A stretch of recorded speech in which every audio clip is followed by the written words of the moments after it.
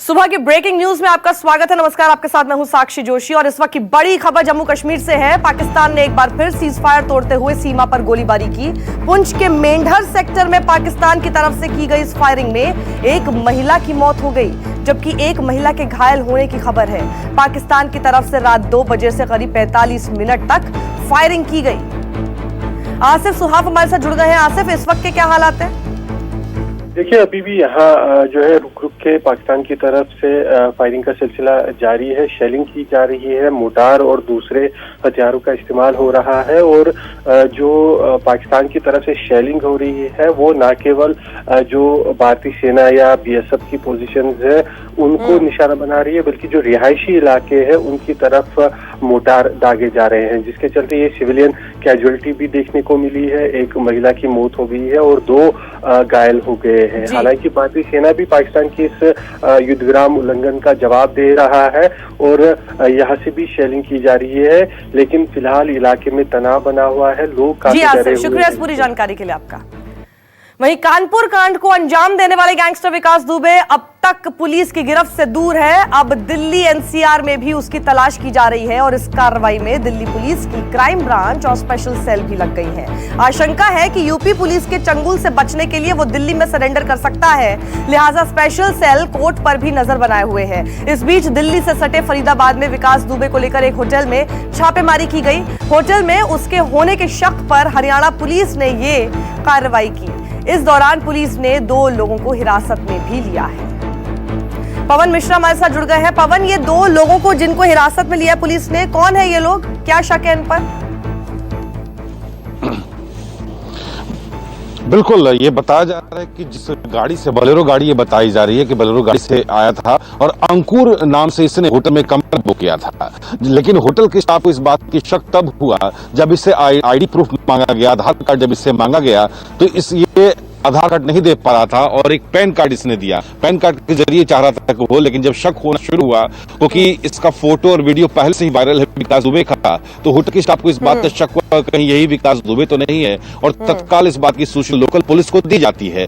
लेकिन हैरत अंगेज ये बात है कि सूचना देने के 2 घंटे बाद जो है हरियाणा पुलिस और यूपी पुलिस के जो 30 स्टाफ जो है, जो सादे लिबास में 2 घंटे बाद आते हैं। यानी आप अंदाजा लगाइए कि 2 घंटे का वक्त मिला उसे भागने के लिए और आराम से वो फरार हो गया। लेकिन अब संदेह है कि क्या विकास दुबे ही था या कोई और था।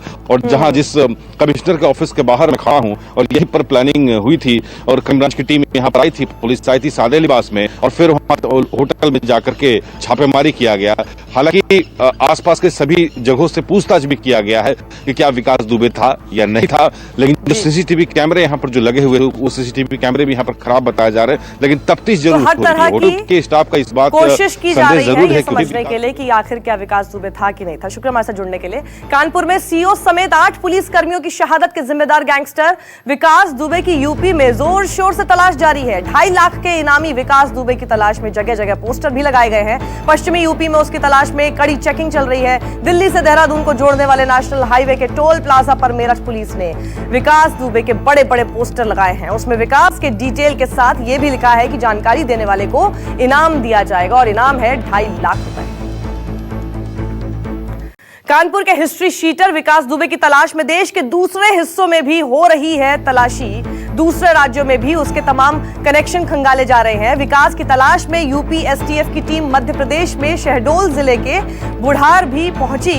यहां रह रहे उसके रिश्तेदार ज्ञानेंद्र प्रकाश निगम उर्फ राजू खुल्लर अपने घर पर ही नहीं मिला। तलाशी में आई टीम यहां से खुल्लर के बेटे को अपने साथ ले गई। हालांकि बाद में एसपी दफ्तर पहुंचकर खुल्लर ने विकास से लंबे समय से अब कोई संबंध नहीं होने की बात पुलिस को बताई।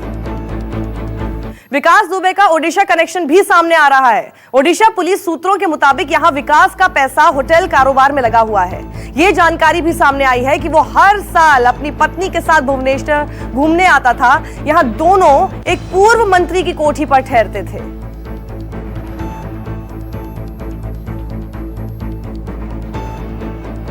कानपुर कांड को लेकर एसएसपी दिनेश कुमार ने बड़ी कार्रवाई की है। चौबेपुर थाने के सभी 68 पुलिस कर्मियों को लाइन हाजिर किया गया है। चौबेपुर थाने के पुलिस कर्मियों पर विकास दुबे की मदद करने का शक है, जिसके चलते 8 पुलिस कर्मियों की शहादत हुई।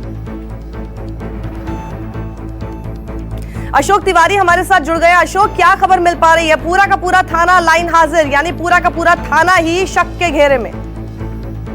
निश्चित तौर पर सबसे अहम सवाल यह है कि जिस दिन ये पूरा घटनाक्रम घटित हुआ उस दिन भी आप देखिए कि पूरी जो शक की सुई थी वो संबंधित थाने के पुलिसकर्मियों पर जाकर टिकी हुई थी। कल देर रात जो कानपुर के एसएसपी हैं उनकी तरफ से चौबेपुर थाने के सभी पुलिसकर्मियों को अब फिलहाल लाइन हाजिर कर दिया गया है और उनकी जगह नए पुलिसकर्मियों की तैनाती की बात भी कही जा रही है। दूसरी अहम बात, कल सरकार की तरफ से जिन आईपीएस अफसरों का तबादला किया गया उसमें डीआईजी एसटीएफ अनंत कुमार का भी नाम था। कहा यह भी जा रहा है कि शहीद सीओ की बेटी की तरफ से जब वो पत्र जारी किया गया जिसमें उनके पिता की बातचीत एसएसपी से और संबंधित एसओ से हो रही थी, तो उस दौरान भी उस पत्र के वायरल होने के बाद भी मुख्यमंत्री योगी आदित्यनाथ ने लखनऊ में जो बैठक की उसमें तमाम सारे उच्च अधिकारियों से ये कहा कि इस पूरे घटनाक्रम में पुलिस की भूमिका को लेकर जो भी सवाल खड़े हो रहे हैं और जिन जिन तक शक की सुई पहुंचती है उनकी पूरी रिपोर्ट मुख्यमंत्री के पास उपलब्ध कराई जाए। तो कल देर रात डीआईजी एसटीएफ अनंत कुमार का तबादला किया गया मुरादाबाद में डीआईजी पीएससी के पद पर, और इसके अलावा चौबेपुर थाने में जितने भी पुलिसकर्मी थे फिलहाल उनको लाइन हाजिर किया गया है। तो कुल मिलाकर जो जांच की सुई है, जो जांच का एक दायरा है वो लगातार बढ़ता हुआ नजर आ रहा है। आप देखिए कि फरीदाबाद में पुलिस ने छापेमारी की, यूपी एसटीएफ की टीम देर रात ही रवाना हो गई फरीदाबाद के लिए। वहां पर 2 लोगों को हिरासत में भी लिया गया है। कहा जा रहा है कि विकास के नजदीकी है। एक फोटो भी फरीदाबाद पुलिस के हाथ लगा है जिस होटल में छापेमारी की गई थी, उस फोटो की भी पड़ताल की जा रही है कि कहीं ये विकास की फोटो ही तो नहीं है। इसके अलावा राजस्थान में अलग अलग जगहों छापेमारी की गई है, उत्तर प्रदेश में भी छापेमारी की गई है। तो कोशिश यही हो रही है कि कैसे भी करके विकास दुबे की गिरफ्तारी हो सके और जो लोग गिरफ्तारी तक जो शक के दायरे में आ रहे हैं उनके खिलाफ कार्रवाई भी देखने को मिल रही है। जी अशोक, शुक्रिया इस पूरी जानकारी के लिए आपका। और विकास दुबे केस को लेकर एक और बड़ा एक्शन हुआ है। यूपी एसटीएफ के डीआईजी अनंत देव का तबादला कर दिया गया है। अब उन्हें एसटीएफ के डीआईजी से हटाकर पीएससी मुरादाबाद का डीआईजी बनाया गया है। विकास दुबे केस में अनंत देव जांच के घेरे में हैं। कानपुर कांड के बाद शहीद सीओ देवेंद्र मिश्रा की एक चिट्ठी वायरल हुई थी। उन्होंने कानपुर के एसएसपी रहे अनंत देव को ये चिट्ठी भेजी थी जिसमें एसएचओ विनय तिवारी की शिकायत की गई थी। हालांकि चिट्ठी की पूरी फाइल नहीं मिलने की बात इस वक्त कही जा रही है।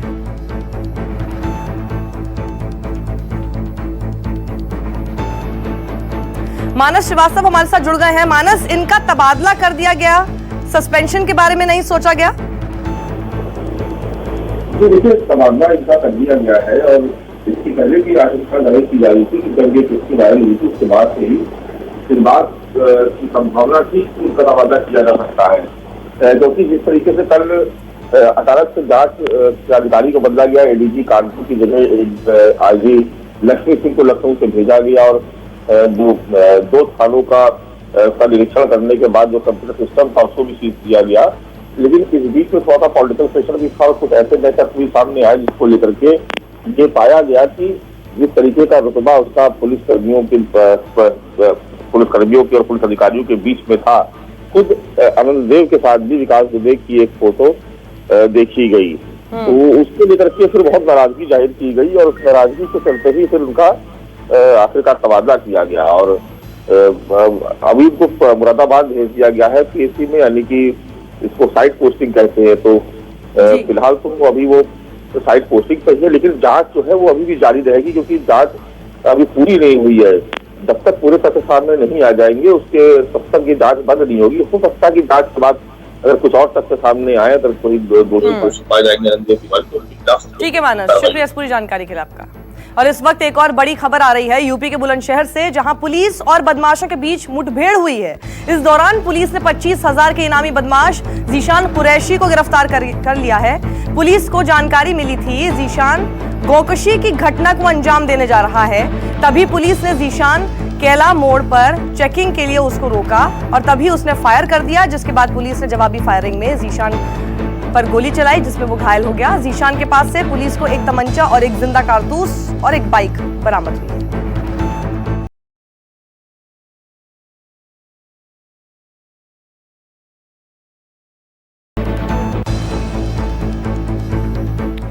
कानपुर कांड के बाद यूपी में अपराधियों के खिलाफ सीएम योगी के निर्देश पर बड़ी कार्रवाई की जा रही है। गौतम बुद्ध नगर के 2 जोन, नोएडा सेंट्रल और ग्रेटर नोएडा के डीएसपी ने अपराध के जाने माने चेहरे सुंदर भाटी और उसके साथी सतवीर की करोड़ों की संपत्ति जब्त कर ली है।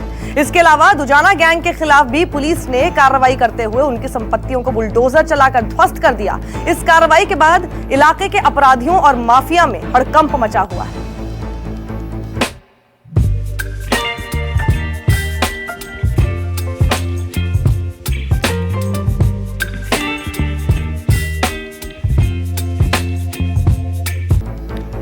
तो उत्तर प्रदेश की सरकार इस वक्त और भी गैंग्स पर नकेल कसी हुई है और कई गैंग ऐसे हैं जिनकी संपत्ति को ध्वस्त कर दिया गया है। यूपी के हमीरपुर में अमर दुबे मारा गया। विकास दुबे का सहयोगी था अमर दुबे। यूपी एसटीएफ ने एनकाउंटर में मार गिराया अमर दुबे को। तो विकास दुबे का सहयोगी था ये अमर दुबे। अशोक तिवारी हमारे साथ है। अशोक, अमर दुबे के बारे में बताइए, कितने समय से विकास दुबे के साथ जुड़ा हुआ था?